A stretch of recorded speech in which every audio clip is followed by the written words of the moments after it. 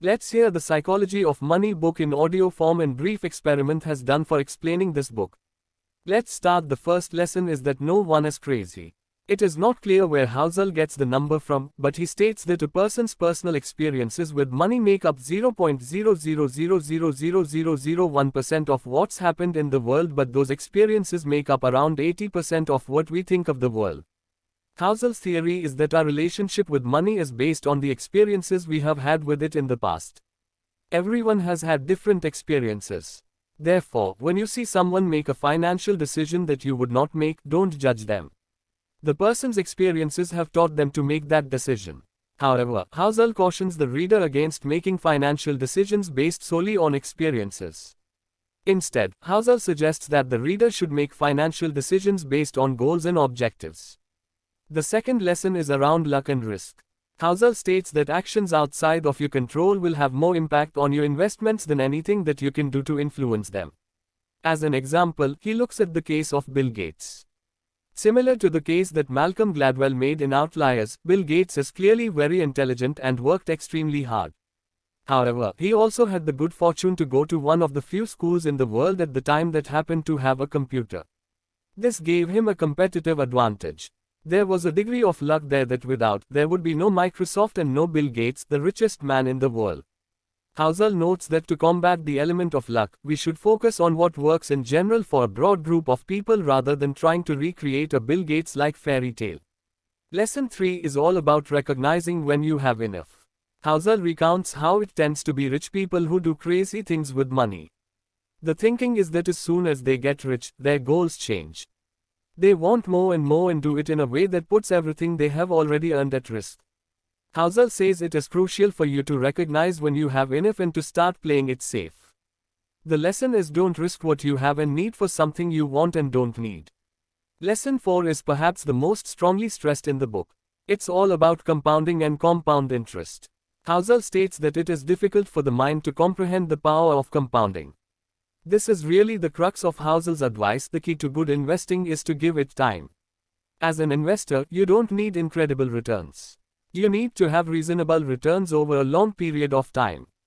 This is how you get rich. Housel cites Warren Buffett as an example. Buffett now, at over 90 years of age, has a personal wealth of over $80 billion.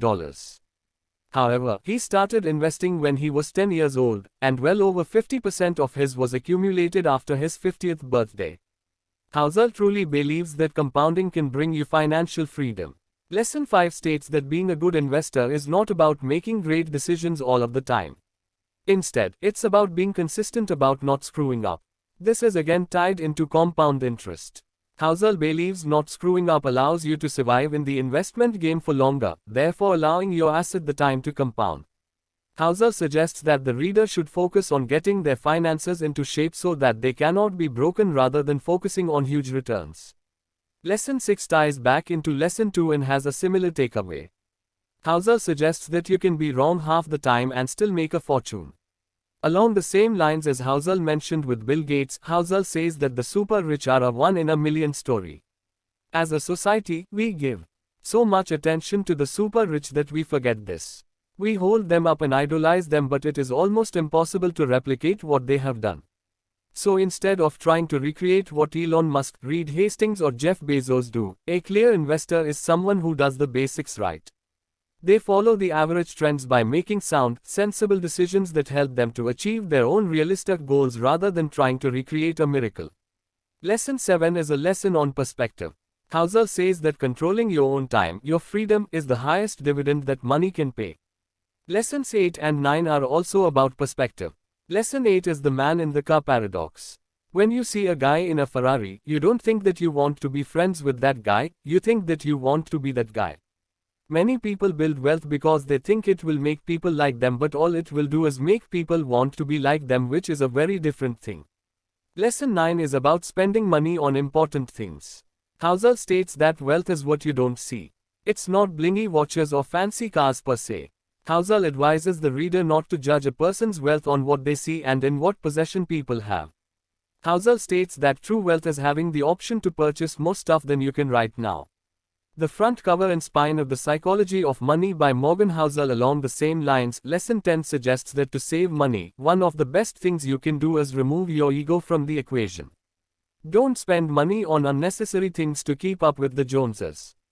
He posits the formula, savings equals income, ego. Housel circles back to the theme of flexibility.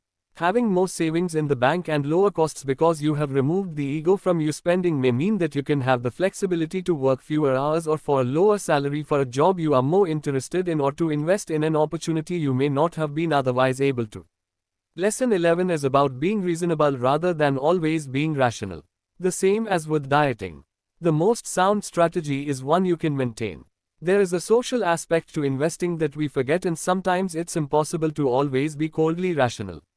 Choose a strategy that you can stick with instead. Lesson 12 states that things happen all the time that have never happened before. If you are always looking to the past to judge future investments, you will be left behind by societal shifts. This also leads on to Lesson 13, where Housel states you need to leave yourself additional space to recover from mistakes or unforeseen circumstances. If you plan on things not going to plan and leave yourself extra wiggle room, you won't be ruined if things go badly for a short while. Lesson 14 states that you'll change over time. So make sensible goals, because in 5 or 10 years you won't necessarily want the same things as you want now. Lesson 15 suggests that everything has a price, and just because you can't see it, it doesn't mean you won't end up paying it.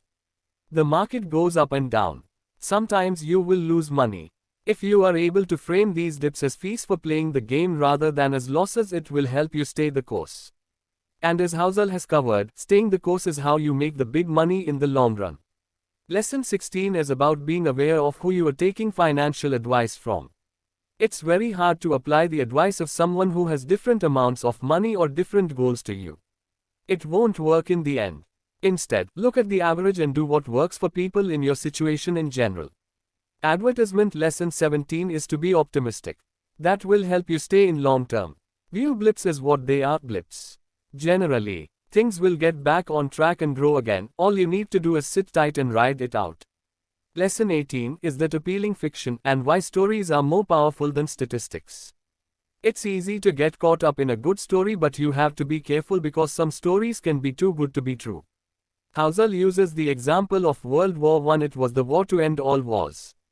No one wanted to see suffering like it ever again. However, the truth was that another war was right around the corner. Housel warns you not to delude yourself. All in all, the book is about focusing on doing the basics right, not doing things silly, and being in for the long term. Quick summary: The Psychology of Money by Morgan Housel is a collection of tips that teaches the reader how to manage and think about money. There is no practical investing advice in the book. Housel does not tell you to buy gold or invest in crypto. Instead, he lays out a series of principles that the reader can use to guide themselves towards their financial goals, whatever those goals may be. Housel is an experienced investor and business writer. He is able to cut through a lot of noise in The Psychology of Money to provide simple, applicable pieces of advice.